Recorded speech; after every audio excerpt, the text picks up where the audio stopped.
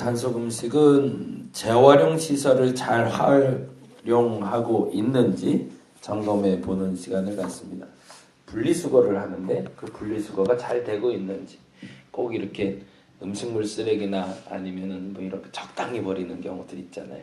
그러지 않도록 오늘 이번 한 주는 이렇게 점검해 보시기 바랍니다. 그래서 여러분이 얼마나 재활용을 잘 하고 있는지, 자연 환경을 어떻게 훼손하지 않고 활용하고 있는지 한번 여러분 스스로 체크해 보시기 바랍니다. 오늘 말씀은 누가복음 8장 4절에서 21절까지의 말씀 함께 보려고 합니다. 같이 4절부터 21절까지 한 목소리로 읽도록 하겠습니다.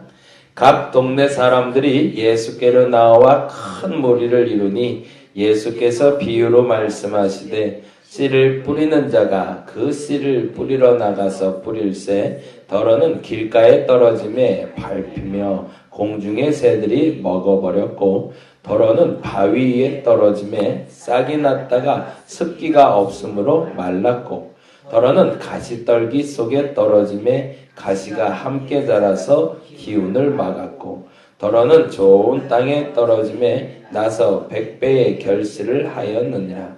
이 말씀을 하시고 외치시되 들을 귀 있는 자는 들을지어다.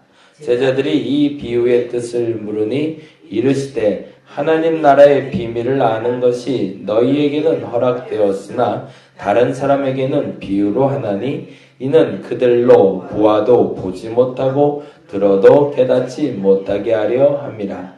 이 비유는 이러하니라. 씨는 하나님의 말씀이요 길가에 있다는 것은 말씀을 들은 자니 이에 마귀가 가서 그들이 믿어 구원을 얻지 못하게 하려고 말씀을 그 마음에서 빼앗는 것이요 바위 위에 있다는 것은 말씀을 들을 때에 기쁨으로 받으나 뿌리가 없어 잠깐 믿다가 시련을 당할 때에 배반하는 자요 가시떨기에 떨어졌다는 것은 말씀을 들은 자이나 지내는 중 이 생의 염려와 재물과 향락의 기운에 막혀 온전히 결실하지 못하는 자요. 좋은 땅에 있다는 것은 착하고 좋은 마음으로 말씀을 듣고 지키어 인내로 결실하는 자니라. 누구든지 등불을 켜서 그릇으로 덮거나 평상 아래에 두지 아니하고 등경 위에 두나니 들어가는 자들로 그 빛을 보게 하려 함이라. 드러나지 아니할 것이 없고 감추인 것이 장차 알려지고 나타나지 않을 것이 없느니라. 그러므로 너희가 어떻게 들을까 스스로 삼가라. 누구든지 있는 자는 받겠고 없는 자는 그 있는 줄로 아는 것까지도 빼앗기리라 하시니라. 예수의 어머니와 그 동생들이 왔으나 무리로 인하여 가까이 하지 못하니 어떤 이가 알리되 당신의 어머니와 동생들이 당신을 보려고 밖에 서 있나이다. 예수께서 대답하여 이르시되 내 어머니와 내 동생들은 곧 하나님의 말씀을 듣고 행하는 이 사람들이라 하시니라. 아멘. 아멘. 오늘은 우리가 너무 잘 아는 씨 뿌리는 비유에 대한 이야기를 예수께서 하시는 장면을 보는데 마태, 마가복음에 첨가되지 않았던 단어가 첨가되어 있어요. 그래서 오늘은 그 얘기를 조금 좀 하려고 합니다. 4가지 땅에 대해서 이야기 나오는데 우리는 이 본문을 볼 때마다 항상 점검할 필요가 있죠. 우리의 마음밭은 어떠한가라는 거죠. 보다 정확히 해석되어 있는 부분을 보면서 이야기를 하자면 12절에 보니 이렇게 되어 있죠. 12절에 길가에 있다는 것은 말씀을 들은 자니 라고 되어 있습니다. 그런데 마귀가 가서 그들의 믿어 구원을 얻지 못하게 하려고 말씀을 그 마음에서 빼앗는 것이다 라고 되어 있습니다. 아예 강팍한 마음의 상태가 있는 거죠. 그리고 나서 2번째 말씀은 이렇게 되어 있습니다. 바위 위에 있다는 것은 말씀을 들을 때에 기쁨으로 받으나 뿌리가 없어 잠깐 믿다가 시련을 당할 때 배반하는 자다. 여러분은 어떤 상태인지 점검해 보시기 바랍니다. 정말로 길가처럼 아예 말씀이 마음밭에 뿌려지기 전에 마귀가 가져가는 사람인지. 두 번째, 말씀을 받을 땐 아멘, 야 좋다, 야 좋네 라고는 이야기하지만 잠깐 믿는 것 같이 여겨지다가 시련을 당할 때 뭔가 좀 어려움이 있으면 바로 돌아서는 사람인지. 굉장히 중요한 표현이죠. 세 번째 14절입니다. 가시떨기에 떨어졌다라는 것에 대한 표현인데 이 생의 염려와 재물과 향락의 기운에 막혀 온전하게 결실하지 못한다.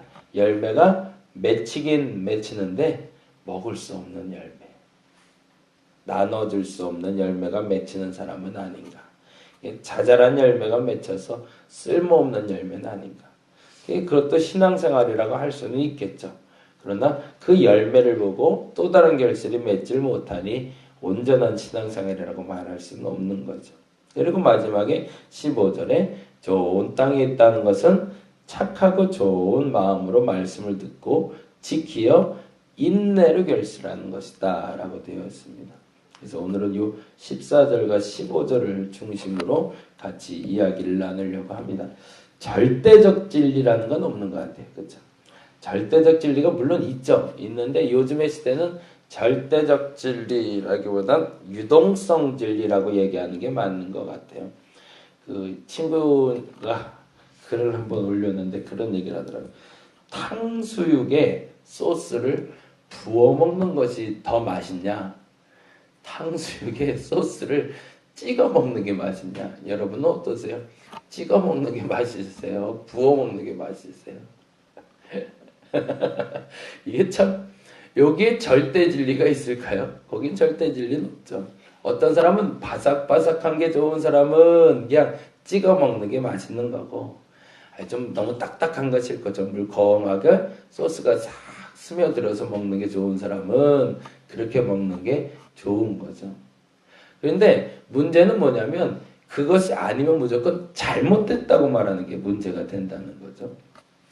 요즘에 프로그램이 워낙 많아서 뭐 프로그램 이름은 잘 모르겠고 요즘 또 케이블 TV가 있으니까 아무 때나 틀어도 TV가 잘 나오잖아요. 그러다 이제 우연찮게 지나가다 본 건데 샘 해밍턴이라는 한 외국인 코미디언, 호주 코미디언인가 봐요. 뚱뚱한 어떤 사람이 나오는데 무슨 프로그램인지 몰라도 자기 아기를 돌보는 프로그램이 하나가 있더라고요. 그래서 뭐 이제 요즘 왜 그런 게 많은지 아빠가 아이를 보는 프로그램이에요. 그래서 엄마는 어디 갔는지 자기가 이제 아기를 보는데 아기가 정말 갓난쟁이에요. 갓난쟁이를 보면서 죽 같은 건지 스프인지 뭐 하나를 퍼주고 자기 이제 주방에서 전화를 하다가 이제 카메라로 아이를 이렇게 비춰주는 장면이 나왔어요. 근데 애가 음식을 먹다가 이게 탁 하고 쳤어요. 애들 보통 그러잖아요. 이게 입으로 들어가지 않고 탁 치니까 이게 확 튀어버렸어요. 근데 얘가 이게 재밌는 거예요.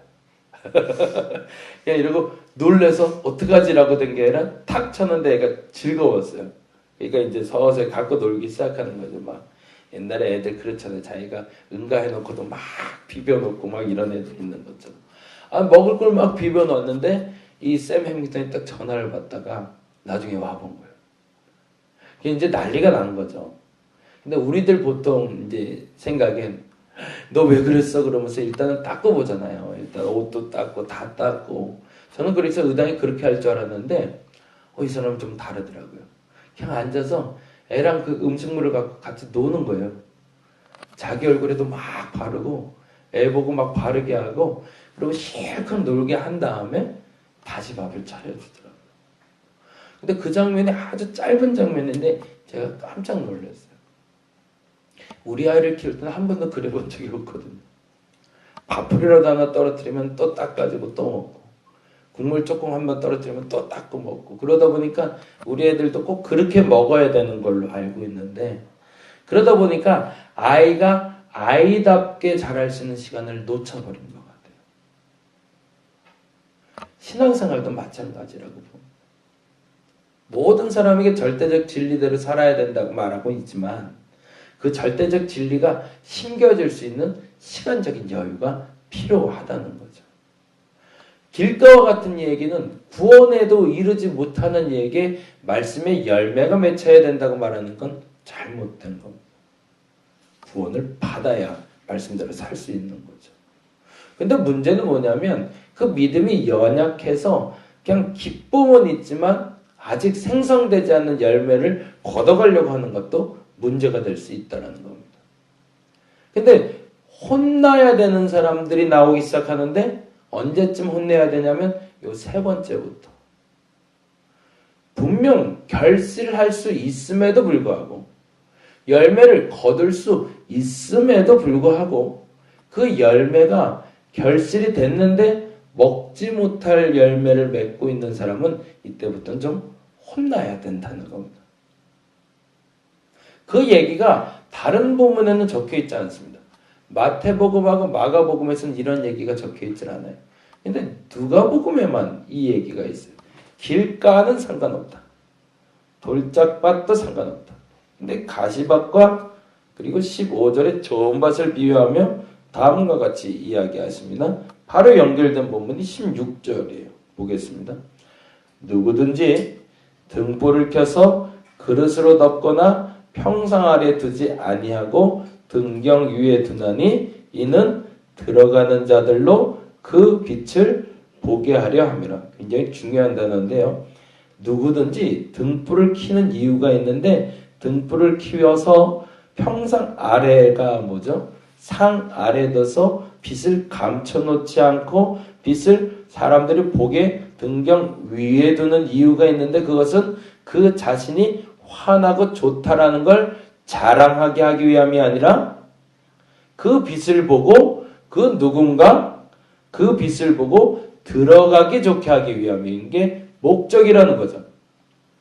하나님의 말씀이 각자의 마음에 뿌려지는 이유는 그가 잘 먹고 잘 살게 하는 것이 목적이 아니라 그의 빛을 보고 그 누군가가 그 빛으로 나오게 하는 것이 목적이라는 겁니다. 좋은 씨가 뿌려지는 목적이 있는데 그것은 그 좋은 씨로 말미암아 네가 좋은 열매를 맺는 것을 보고 기뻐하라고 말하는 것이 아니라 그 좋은 열매를 맺어서 누군가에게 이로운 자가 되는 것이 목적이라는 걸 얘기하고 있는 거죠. 그래서 누가복음에서 이 16절을 연결해서 이야기하고 계십니다. 그리고 나서 다음과 같이 이야기하고 계세요. 17절 볼까요? 숨은 것이 장차 드러나지 아니할 것이 없고 감추인 것이 장차 알려지고 나타나지 않을 것이 없다. 네가 지금 있다라고 착각하지 아니야. 넌 없어 라고 얘기하시는 거예요. 너 열매 맺었다고 착각하지 아니야. 그거 열매 아니야. 지금 너 열매 맺는다고 생각하는데 거짓말이야 라고 하나님이 일침을 주고 계시는 겁니다. 숨은 것이 장차 드러나지 않을 것이 없대요. 이번에 국정논란 사건처럼 30년 동안 감춰졌던 사실은 아닌데 최순실이라는 사람하고 연결된 게 1970년 되잖아요. 그렇죠?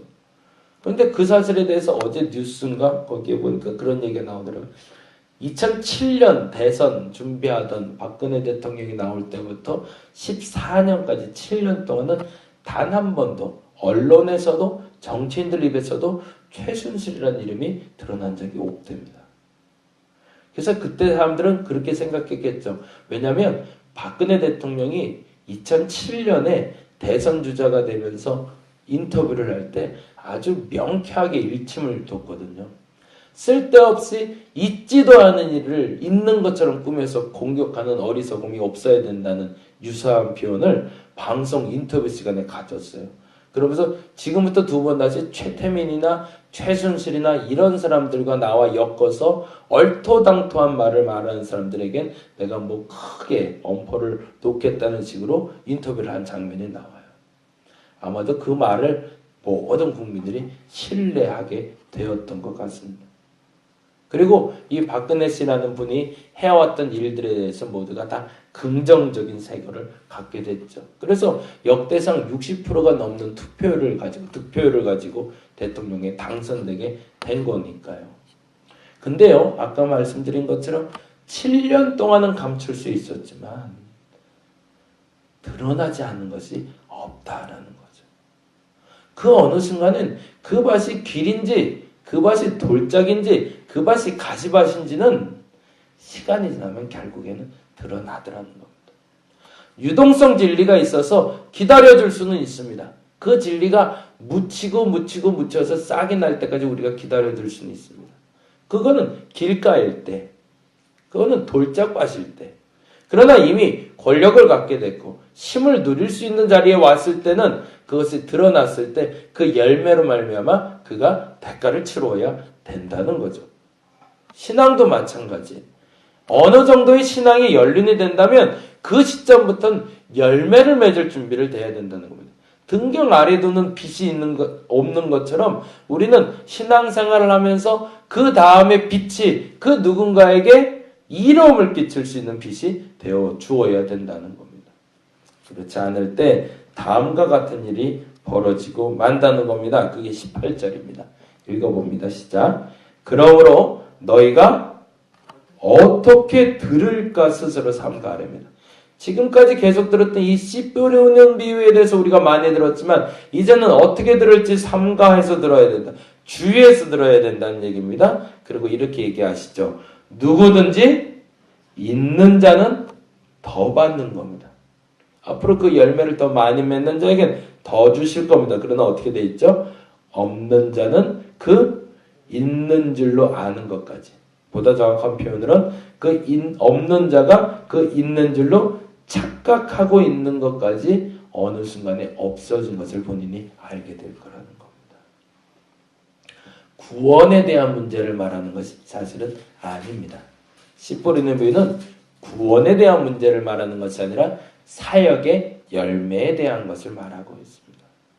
구원받은 백성에 대한 전제는 깔려 있지만 구원받은 백성들이 열매 맺지 못할 때는 그 구원받은 백성이 할 수 있는 그 사역의 범위를 최소화시켜 버리셔서 더 많은 일을 할 수 있는 이에게 그 일을 더 맡겨주신다는 겁니다. 저와 여러분에게 주어진 사명이 뭘까요? 그 사역 이상의 사역을 할 수 있는 저와 여러분이 되길 바랍니다. 있는 것까지도 빼앗기는 어리석음이 없었으면 좋겠습니다. 유동성 진리라는 말 다시 한번 반복합니다. 하나님이 기다려 주실 겁니다. 아직은 때가 아니라면. 그러나 때가 되었을 때도 열매 맺지 못하면 징계받게 될 겁니다. 저와 여러분의 상태가 어떤 상태인지 알아. 그 상태에 부합한 열매도 맺으시고 하나님께 칭찬받을 수 있는 저와 여러분이 되기를 간절히 바랍니다. 기도하겠습니다. 등불을 켜서 등경 위에 두는 사람이 없습니다. 하나님이 말씀을 심어주시고 말씀이 심긴 사람을 감춰놓는 법은 없습니다. 말씀이 심겨서 좋은 열매를 맺고 있는데 굳이 그 사람을 감출 필요가 무엇이 있습니까? 말씀이 심겨지면 열매가 나는 것이 당연한 일입니다. 그러나 그것은 그 빛을 보고 들어가게 하는 것처럼 그 열매를 먹고 또 다른 열매가 맺히게 하기 위함입니다. 하나님, 내가 어떻게 해야 할까요? 내가 지금 어떤 상태에 놓여 있는지를 알게 하여 주옵시고 하나님의 말씀을 받는 내 마음밭이 돌짝밭이라면 더 준비하게 하여 주옵시고 만일에 이제는 결실할 수 있는 밭인데도 불구하고 열매 맺지 못하고 있다면 하나님의 혼쭐 나기 전에 하나님 앞에서 온전한 열매를 맺을 수 있는 내가 되게 하여 주시옵소서. 오늘 한 날도 칭찬받을 수 있는 한 날이 되길 원합니다. 오늘 한 날도 하나님 앞에 온전하게 드려지는 날이 되길 원합니다. 씨 뿌리는 비유가 내게는 마지막 말씀, 좋은 땅에 있다는 것은 착하고 좋은 마음으로 말씀을 듣고 지키어 인내를 결실하는 자라는 그 말씀이 내게 이루어지게 하여 주시옵소서. 감사합니다. 고마우신 예수님 이름으로 기도드렸습니다. 다 같이 기도하겠습니다. 하나님,